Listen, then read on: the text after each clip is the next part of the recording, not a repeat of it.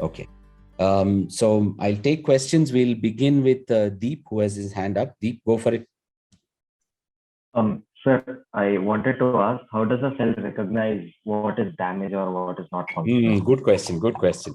Right. That's a important question to ask. So there are many ways to do this, right? And it's fairly. It depends on that particular um, organelle or tissue. In some cases, there could be certain changes that accrue over a period of time, right? Which means that it's not like it is damaged per se. That is, it is broken in some ways.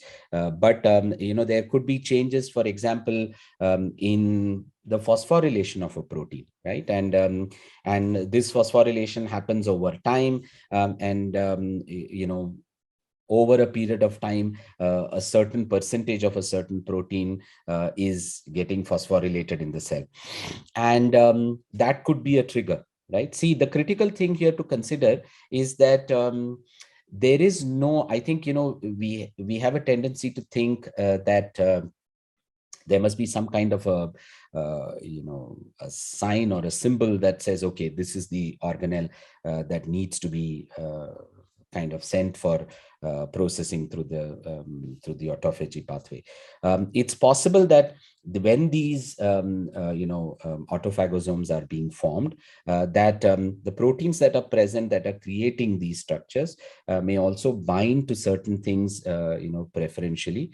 And one of those could be a change like this to proteins that are present on the surface of an organelle. There could be changes, for example, in in the lipid composition that could also contribute to this. To the best of my knowledge, it isn't very clear if there is like a specific trigger for a specific autophagy pathway to be activated. There could be many things that could drive this, right? But it's an important thought to have, saying, what exactly can flag this, right? And in many of these situations, these are changes that accumulate over time, right? I don't know if you've read about telomeres and how telomeres work, and how the age of the cell is determined in some Yes, way, sir. right? So if and there is an accruing over every generation, right? Every time the cell divides, there are small changes that happen, and after a point, you kind of know what the health of the cell is based on these telomeres. So similarly, there could be small changes that, for example, a mitochondria could accrue over a period of time. And if you're interested, go look this up. Some of this is actually known in terms of what proteins are modified and could be a trigger to send this to the autophagy pathway. Okay. Vaishnavi, your query. So why do autophagosomes have a double-layered membrane? Because they are kind of, they are created within the cell, right? So they also, have a way to kind of, they need to be able to be created, within themselves. And that's why they begin. So it is essentially, if you think about it, it's actually a vesicle that kind of folds and then goes this way, right? And so there are two membranes here, and if you can imagine it that way, right? And that's just the mechanism that they have evolved with. To the best of my knowledge, there isn't a huge advantage to having two membranes. It's not like the membranes that having one bilayer and another bilayer actually does something hugely important here. I could be wrong about this, so look this up. I'll also see if I can find something that says that having two membranes is actually going to be beneficial in some way. To the best of my knowledge, I don't think so. Okay, so let me check and come back to you as well. If I find something, I will send it out to the rest of the class also. Okay. Okay. Disha, your query. So what is amphysome and how is it different from phagosome? What is the Amphysome. So it was in the image, one of the images. Okay, let me go pull this up. So that's essentially the same autophagosome, but now, it has merged with something that is an endocytic component, right? And this is by endocytosis, there is a mechanism called heterophagy, which allows you to pick things up from outside as well, right? And the amphysome is essentially a fusion of both of these, right? So there is a something that's coming from the plasma membrane that fuses with the autophagosome is what creates an amphysome. So these are essentially all structures that are leading to their fusion with the lysosome, causing breakup of whatever components they are carrying, and the fact that they are brought together in this way, they are named differently in some cases. There are a couple of questions on the chat box that I'll take. Sai Chinmay, and then I'll come back to the hands that are up. Sai Chinmay has a query saying, how is the functioning of the lysosome? This different from the autophagosome. Does the autophagosome also release energy as a result of degradation? Is that how it is different? So the lysosome essentially carries the components for breakup, right? For chewing everything up and digesting everything. The autophagosome, is just capturing the component that needs to be broken down, right? So unless the autophagosome by itself does not have any lytic enzymes. And so the lysosome coming with the autophagosome is what then allows for the autophagosome to digest everything that it carries, right? Kedar is a query. Sorry? So what does the autophagosome carry? Autophagosome captures whatever needs to be broken down, right? I see. Okay. Right. So it is essentially capturing things that need to be digested, right? Right. Kedar has a query. Can we say that the autophagosome is a kind of lysosome? Sure. See, the thing is, it's not a lysosome simply because it is a vesicular structure. It's not a lysosome because for it to be called a lysosome, it has to have lytic enzymes, right? The coming together of the lysosome with the autophagosome is what allows for the lytic enzymes to be part of it. Endosomes and phagosomes. So endosomes are essentially endocytic vesicles, and we haven't talked about the process of endocytosis yet. Maybe I'll speak a little bit next time about endocytic pathways, because so far we've talked about membranes that are coming in from within the cell, right? And this is also, and the endocytic pathway is essentially a way of pinching membranes from the plasma membrane, right? So the plasma membrane bends and then pinches off. And this is a way of regulating the composition of the plasma membrane. It's a way of regulating the amount of receptors that are present on the plasma membrane. It's a way of taking things in and delivering them inside the cell. All of this is done by endocytic pathways. So that structure that comes in is an endosome, right? And that's the difference between so the difference between an endosome and a phagosome essentially would be that when it comes to taking up, it's also phagocytosis is also an endocytic process, but there the component that is taken in is something which is a food particle or something that is harmful to the cell, like a bacteria that it wants to take care of. Endocytic pathways or endosomes are largely, working to kind of bring in membrane and receptors that are present on the membrane, right?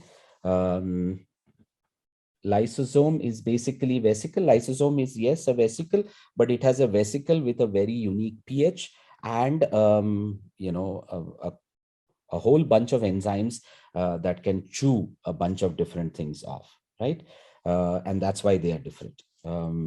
Anand has his hand up for a while. Anand, can you go ahead and ask your question? Yes, sir.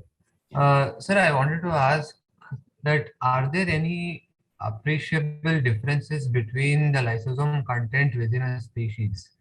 Like, for example, I wanted to use the Jacob's disease, like the prions, which are actually misfolded proteins, right? So it was seen in some tribals where they, ate the mortal remains of the previous people, and they got the same disease. They like it got infected in the brains. Like there was accumulation of proteins. So it seems that not all people died because of that disease. Like some were able to maybe digest that protein, and that would be via lysosomes, right? So I was thinking, are there any variations in the enzyme content of lysosomes within a species? That means you and me could have different lytic enzymes. Yeah, some were able to digest those. So, Uh, so uh, some of that could also come from the kind of exposure that you've had. It could also have to do with other components that are other players that are required for the coming together of these proteins, because they are essentially aggregates, right? So the process of aggregation is could also be influenced by many things, not just one, right? And so the short answer to your query, whether lysosomes, for example, in different cell types could have different lytic compositions, it's possible that the composition of the enzymes that are present here, the ratio of the relative enzymes that are present in lysosomes that are part of a particular organ could be different from another organ. I think the fact that individuals have many different cell types, and the not just the lysosomal content, but other content could also be different between individuals. There could be many factors that influence, the nature of these enzymes. But I'm not sure whether it's known that there could be one or two enzymes that, one person may have that another person may not. Okay. Let me know if you find something. I don't know if that is really the case. Okay. I would not think that might be the case. Right. Varat has a query on the chat box. The Golgi apparatus does the finishing of proteins and makes modifications such as lipid modification or glycosylation of proteins. How does the Golgi know that a particular type of protein is needed in a certain organelle? While making a protein itself, why don't these changes occur? Do all the organelles convey their protein need directly to the Golgi only? So these are very interesting questions, Bharat, right? Let's take one at a time. So does the Golgi know that a particular type of protein is needed in a certain organelle? Probably doesn't. Okay. So I think the Golgi does what it does. And this is something to also kind of wrap our heads around, right? Like, for example, when endocytosis is happening, and this is true for many cellular processes, right? That is triggered by something that drives endocytosis. And it's probably not thinking about a lot of other things that are happening in the cell at that point of time. This trigger has happened. There is something A that has told it that now endocytosis has to happen. It will go and do endocytosis. The stuff gets endocytosed and brought in. Then the availability of components inside, right? What is available? What does it? Is it in proximity to where exactly this endocytosis has happened? Could all be influences to what happens to this vesicle, right? And the same is true for components from the Golgi, right? The Golgi is taking proteins that are coming from the ER. There are times that the amount of protein synthesis may go up, the number of vesicles are coming in are higher, the crowding of proteins in the Golgi may be high, the time that an enzyme gets to spend with a protein could get affected. So the efficiency with which the Golgi works could change, be high or low. But once the Golgi processes a protein and puts it into a vesicle, then the vesicle just kind of bumbles around, right? If there is a protein, a motor protein that needs to carry that vesicle, that's available immediately there. It goes, captures it, right? Now this motor protein sits and starts walking with it. Now the vesicle has no clue where it is going, right? The motor protein kind of knows, where it's headed, right? In some ways. So a lot of this is not very carefree pre-planned. So it's not like, this protein knew right at the beginning that it needs to go bind to this particular motor protein to go to this compartment.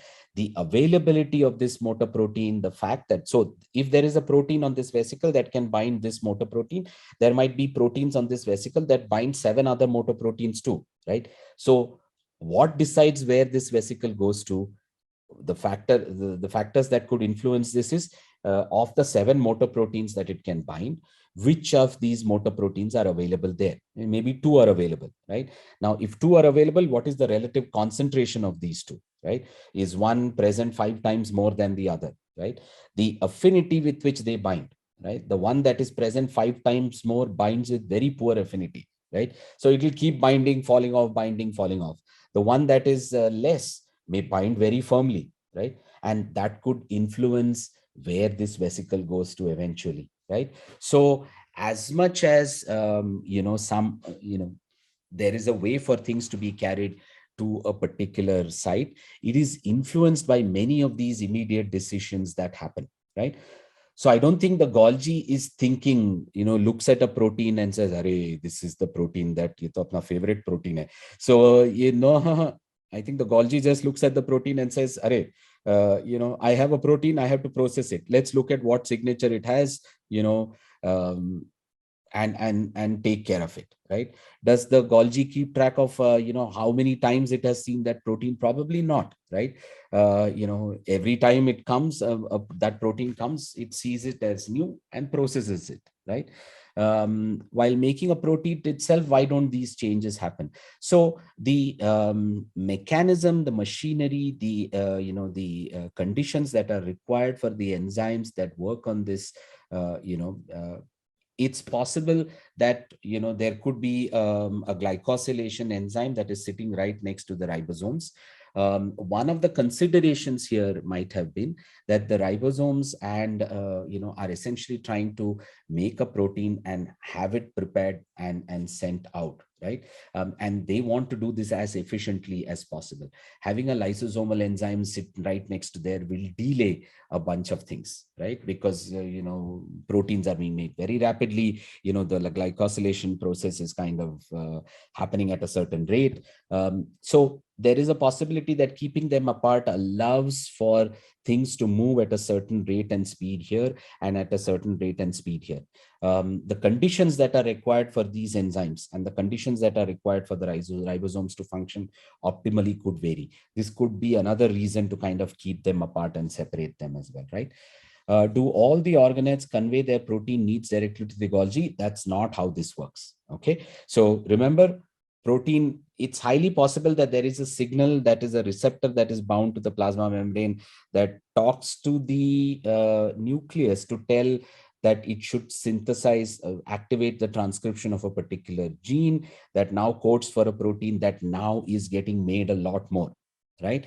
And once it gets made, where it gets delivered depends upon that milieu and that environment.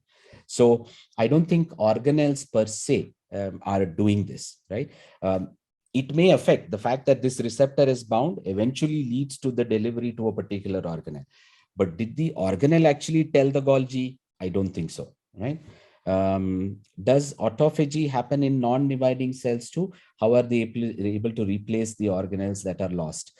So it's a good question. So there is some autophagy that happens in non-dividing cells. I'm not sure whether the rates are very radically different, right? And the synthesis of new organelles, is not tied to division, right? If that's how you're thinking about it, Meda, right? It doesn't have to be that a cell has to divide to make new organelles. So it's possible that once the components are broken down, that new organelles are also made in cells that are not dividing, right? What is the alternate to lysosomes to prokaryotes have? So I'm not sure there is an equivalent of the lysosome in prokaryotes, right? And check this up. Let me know if you find something. But to the best of my knowledge, I don't think there is something that does pretty much the same thing. Now, yeast obviously have these, right?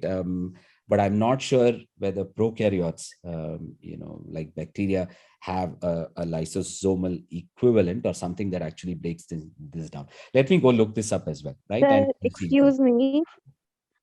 Sorry to interrupt, but sorry, even I was having the same doubt.